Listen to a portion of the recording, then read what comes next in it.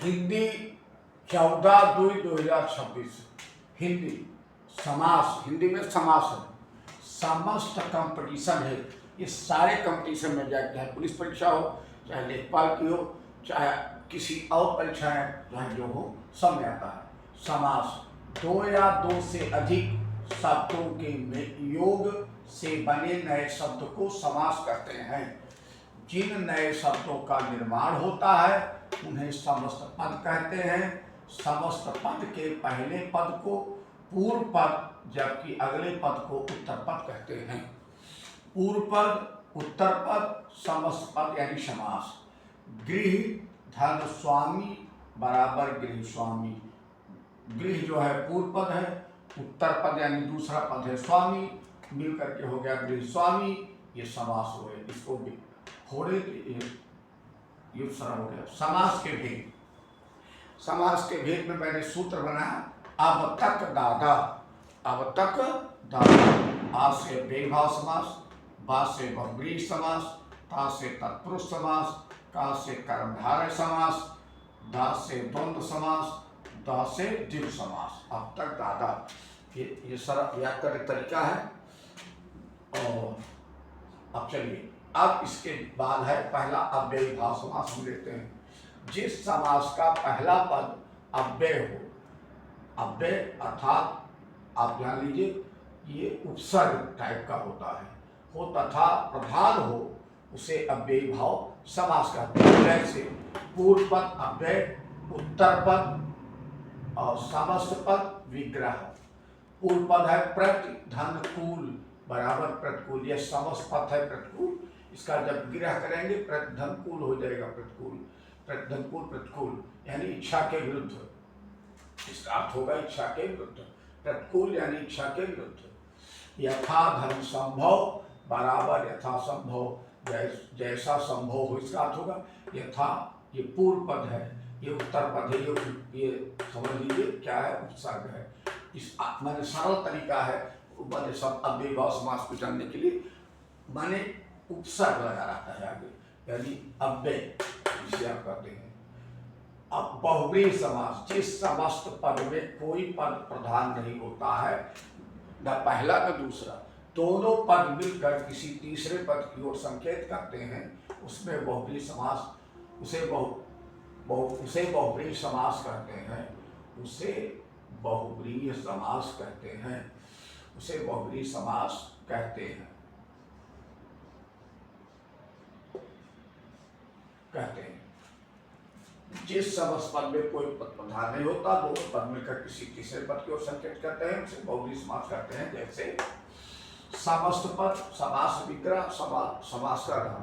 समस्त पद है नीलकंठ, समास विग्रह इसको फोड़ेंगे तो नीला है कंठ, जिसका अर्थात शिव, शिव है, और इसमें तीसरा पद प्रधान हुआ न नीला न कंठ, मतलब तीसरा पद हो गया, आपको खोजना पड़ेगा शिव। अव्ययी भाव समास। शक्रपाणि, शक इसका समास विग्रह होगा, समस्त पद है, समास विग्रह है। शक्र है पाणी में जिसके, पाणी मतलब हाथ, चक्र है हाथ में जिसके, अर्थात विष्णु। अव्ययी भाव समास। तीसरा है तत्पुरुष समास, जिस समास में उत्तर पद यानी दूसरा पद प्रधान होता है तथा दोनों पदों के बीच का कारक चिन्ह लुप्त होता है, उसे तत्पुरुष समास कहते हैं। कारक के चिन्ह का लोप होता है। कारक है आपका, जैसे कर्म कारक नहीं होता, इसमें माने कर्ता कारक नहीं होता, कर्म कारक से शुरू होता है। कर्म कारक, कारण कारक, कर्ता में कर्म को कारण, कर्ता का कर्म कारक का चिन्ह को छिपा रहेगा, कारण कारक का चिन्ह से छिपा रहेगा, कारण कारक संप्रदान कारक के लिए छिपा रहेगा, अपादान से अलग होने का अर्थ छिपा रहेगा, संबंध कारक का के छिपा रहेगा, रानेरी नामेनी, फिर अधिकरण कारक में पेपर छिपा रहेगा, अगर सब ये छिपे हुए हैं माने अक्षर माने चिन्ह, मतलब तो समझ लीजिए ये अगर कर्ता ने कर्ता होता नहीं, कर्ता का कर्म कारक से शुरू होता है, यानी समास के 6 भेद होते हैं। कर्म कारक, कारण कारक, संप्रदान कारक, अपादान कारक, संबंध कारक, अधिकरण कारक, ये होते हैं 6 भेद होते हैं। तो इसमें चिन्हों का जो कारक के चिन्ह है वही छिपे रहते हैं, तो हम समझ लेते हैं तत्पुरुष समास है। जैसे रचनाकार, रचना को करने वाला विग्रह है, ये समस्त पद है, ये समास विग्रह है, समास का नाम होगा। रचना को कर को चिन्ह है, कर्ता ने कर्म को चिन्ह छिपा तो कर्म कारक है। कर्म कारक इसमें है, यानी कर्म कारक या द्वितीय तत्पुरुष, कर्म तत्पुरुष है। तो कर्म तत्पुरुष है, करण तत्पुरुष होता है। इसी तरह से संप्रदान तत्पुरुष, अपादान तत्पुरुष, संबंध तत्पुरुष, अधिकरण तत्पुरुष। ठीक, जो चिन्ह छिपा रहेगा वही तत्पुरुष हो जाएगा। यहाँ साठ करके उसको तत्पुरुष ही कहते हैं। कभी कभी तत्पुरुष होता है, पूछता कभी कभी कहता है कर्म तत्पुरुष है, करण है। ये चिन्हों से जान लेंगे हम लोग। धर्म ग्रंथ अर्थात ये धर्म ग्रंथ समस्त पद है, समास विग्रह हुआ। धर्म का ग्रंथ का छिपा है, तो संबंध का चिन्ह होता है संबंध, संबंध कारक का, संबंध तत्पुरुष है। चौथा समास है कर्मधारय समास। इसमें उत्तर पद यानी दूसरा पद प्रधान होता है तथा पहला पद विशेषण होता है, दूसरा पद विशेष होता है। जैसे नील कमल, नील ये समस्त पद है, समास विग्रह है, नीला है जो कमल है, जो लगता है इसमें कर्मधारय समास। भाई कमल की विशेषता बता रहा है, नीला है। पहला पद विशेषण नीला, दूसरा पद विशेष जिसकी विशेषता बताई है, कमल की विशेषता बताई जा रही है, विशेष है, नीला विशेषण है। तो इसमें पकड़ लेंगे हम, अगर पहला पद विशेषण है तो समझ लीजिए यानी ये जो है आपका कर्मधारय समास आया है।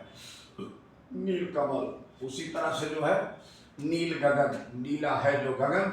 इसी तरह से ईमानदार आदमी, आदमी के शास्त्र बता रहा है ईमानदार, तो वो भी पल्लव हो जाएगा आपका कर्मधारय समास। चौथा है द्वंद्व समास, बहुत इंपॉर्टेंट है, सरल भी होता है। इसमें दोनों पद प्रधान होते हैं तथा दोनों पदों के बीच और छिपा होता है। जैसे रात दिन, रात और दिन, सुख दुख, सुख और दुख, भाई बहन, भाई और बहन। इसमें पहला सीधा रहेगा, रात सीधा है तो उसका अपोजिट रहेगा दिन, उल्टा। तो इसमें हर उदाहरण जो होते हैं इसमें द्वंद्व समास में, एक पहला सीधा रहेगा उसका उल्टा हो, पहले उल्टा दूसरा, दूसरे उल्टा पहला हो जाता है। अगर इस तरह के शब्द आते हैं तो द्वंद्व समास ही होगा।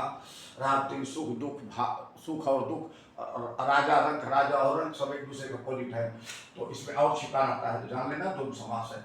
अब लास्ट समास है द्विग समास। जिस समास में पहला पद संख्यावाचक होता है, संख्यावाचक विशेषण होता है, संख्यावाची होता है, वह द्विग समास कहलाता है। जैसे चौराहा, चार राहों का समूह, उसमें संख्या बता रहा 4। त्रिभुवन, 3 भुवनों का समूह। त्रिलोकी, 3 लोकों का समूह, सब द्विग समास है। इसमें संख्या होता है 9 रत्नों का समूह। अब ये मैंने समास बहुत सही ढंग से आपको बताया है, आपकी समझ में आपके आएगा। यह है, इसे लाइक करें, सब्सक्राइब करें, शेयर भी करें, कमेंट भी करें। जय हिंद, जय भारत।